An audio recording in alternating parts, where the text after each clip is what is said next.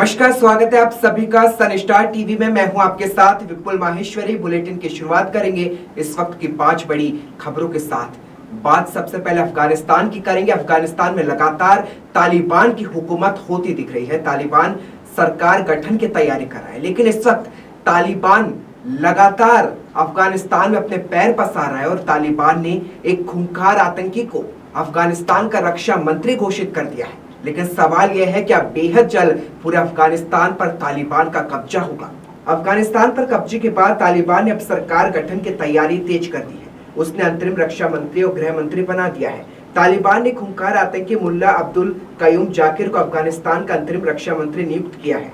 Qatar की एक समाचार एजेंसी की ओर से इस बात की जानकारी दी गई है। मुल्ला अब्दुल कयूम जाकिर तालिबान का कमांडर रह चुका है और तालिबान का संस्थापक मुल्ला अमर जाकिर कयूम बेहद करीबी भी माना जाता है। वहीं बताया जा रहा है कि अमेरिकी नेतृत्व वाली सेना ने मुल्ला अब्दुल को 2001 में गिरफ्तार किया था और उसे 2007 तक ग्वांतनामो में रखा गया था। बाद में उसे अफगानिस्तान सरकार को सौंप दिया गया था। ग्वांतनामो खाड़ी अमेरिकी सेना की एक हाई सिक्योरिटी जेल है जो क्यूबा में स्थित है और इस जेल में खूंखार और हाई सिक्योरिटी प्रोफाइल आतंकियों को हिरासत में रखा जाता है। पश्चिम बंगाल की राजनीति में ममता बनर्जी बेहद जल्द उपचुनाव चाहती है, जिसको लेकर टीएमसी का 5 सांसदों का प्रतिनिधिमंडल आज चुनाव आयोग से मुलाकात करेगा। देखा जाए तो ममता बनर्जी के पास 5 नवंबर तक का समय है।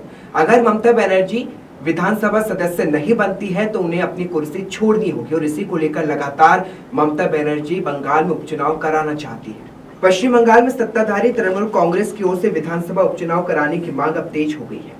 मुख्यमंत्री ममता बनर्जी की पार्टी टीएमसी के 5 सांसदों का एक प्रतिनिधिमंडल चुनाव आयुक्त से मिलेगा।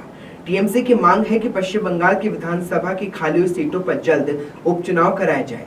दरअसल 5 नवंबर तक ममता बनर्जी और उनकी सरकार को वित्त मंत्री को विधानसभा का सदस्य बनना होगा, वरना उन्हें पद छोड़ना पड़ेगा। बता दें, मई में आए चुनावी नतीजों में ममता बनर्जी को बीजेपी के उम्मीदवार शुभेंदु अधिकारी के हार का सामना करना पड़ा था, जिसके बाद से ममता बनर्जी की मुश्किलें लगातार बढ़ गई है और ममता बनर्जी लगातार उपचुनाव चाहती है, लेकिन कोरोना के चलते चुनाव आयोग ने फिलहाल उपचुनाव पर रोक लगा रखी है।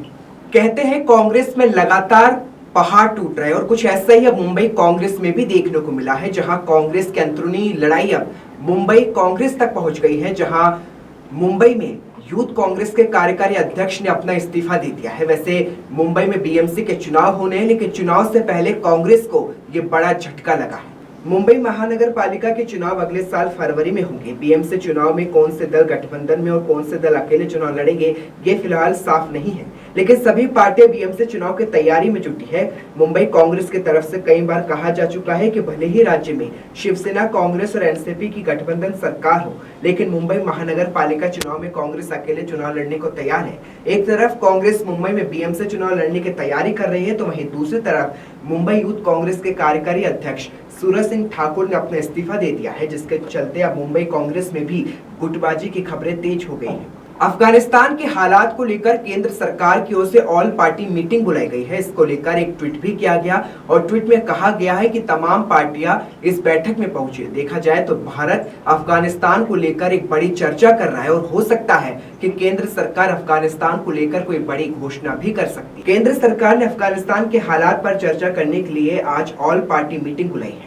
विदेश मंत्री एस जयशंकर प्रसाद सदन के नेताओं को अफगानिस्तान के बारे में जानकारी देंगे। सभी नेताओं को इसकी जानकारी दी गई है और कहा गया है कि वो इस बैठक में मौजूद रहे। संसदीय कार्य मंत्री प्रहलाद जोशी ने बैठक के बारे में ट्वीट कर जानकारी दी है और कुछ दिन पहले जयशंकर प्रसाद ने कहा था कि हम अभी वेट एंड वॉच की स्थिति में हैं और हालात अभी स्थिर है। हमारा फोकस केवल भारतीयों को बाहर निकालने पे और उनकी सुरक्षा से जुड़ा है। हालांकि बैठक में भारत का क्या निर्णय होता है, ये तो वक्त ही तय करेगा। योगी सरकार में मंत्री सतीश सहाना अपने अतरंगी अंदाज के लिए लगातार जाने जाते हैं और इसी बीच सतीश सहाना के एक वायरल वीडियो सामने आए, जहां सतीश सहाना चाय के स्टॉल पर चाय बनाते नजर आए तो वहीं बच्चों के साथ खेलते भी नजर आए, जिसका वीडियो इस वक्त सोशल मीडिया पर तेजी से वायरल हो रहा है। योगी सरकार में कैबिनेट मंत्री सतीश महाना अपने अनोखे अंदाज और व्यक्तित्व के बारे में जाने जाते हैं। सतीश महाना की गिनती कानपुर के लोकप्रिय नेताओं में है और उनके मिलनसार स्वभाव की प्रतिफल है कि वह लगातार 7 बार विधायक है। विगत दिनों सतीश महाना का काफिला महाराजपुर में एक चाय की दुकान पर रुका था। तभी वे कार्यकर्ताओं के साथ टी स्टॉल पर पहुंचे और मालिक से पूछा कि क्या मैं खुद चाय बना सकता हूं, और इतना कहते ही टी स्टॉल मालिक पीछे हटा और उसके बाद सतीश महाना ने खुद चाय बनाई। न सिर्फ सतीश बहाना ने चाय बनाई बल्कि बच्चों के साथ खेलते भी नजर आए, जिसका वीडियो इस वक्त सोशल मीडिया पर तेजी से वायरल हो रहा है। देखा जाए तो यूपी में अगले साल चुनाव है। चुनाव से पहले कैबिनेट मंत्री का अनोखा अंदाज वायरल होना वाकई में योगी सरकार के लिए कहीं ना कहीं एक अच्छी खबर हो सकती है। खबरों में फिलहाल इतना ही। देश विदेश की तमाम छोटी बड़ी खबरों के लिए आप देखते रहे सन स्टार टीवी।